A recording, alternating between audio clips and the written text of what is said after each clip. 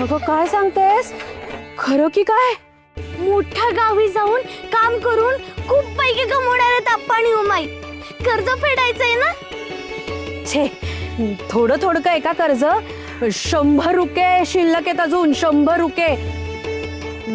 एवढं कर्ज फेडणं काही सोपं नाही. तुम्हाला कर्ज फेडायला हवंय का नकोय? सोमड्या, रुके म्हणजे किती हे तरी माहितीये का रे तुला? 100 रुपये म्हणजे शक्यच नाही. ऊर फुटेस तो राबलं तरी जमणार आहे का? सहज सोपं नाहीये काही. काय नाही, सोपं नसेल पण आप्पांसाठी कठीण बी नाही. तू काय रे जगाचा आजा असल्यासारखा मध्ये मध्ये बोलत असतोस? 10 रुपये फेडायला किती वर्ष लागली होती? 100 रुपये फेडायला जन्म नाही पुरणार यांना. आपला बोलतोय आप्पांसाठी काही कठीण पण नाही. तोंड बघा.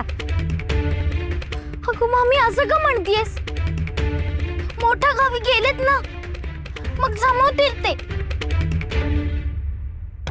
आम्ही दोघांनी उत्सवात 1 दिवसात 2 रुपये मिळवलेच होते. त्या हिशोबाने तुम्हीच सांगा, आप्पांना किती दिवस लागतील 100 रुपयांसाठी? 1 दिवसात 2 रुपये.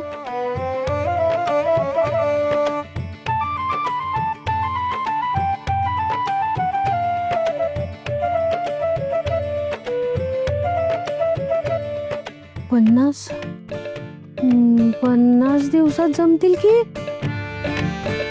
म्हणजे कर्ज फिटेल की काय? अरे हा पांडू अडवा येतो कायम. सखू बावळट भळसट आहे पण हा बोका महाबिलंदर आहे.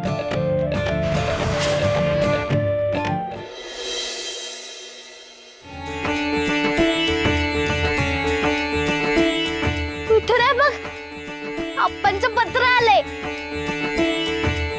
अरे बापरे, मी तुला काय सांगतेय, तूच तर केलंयस हे सगळं.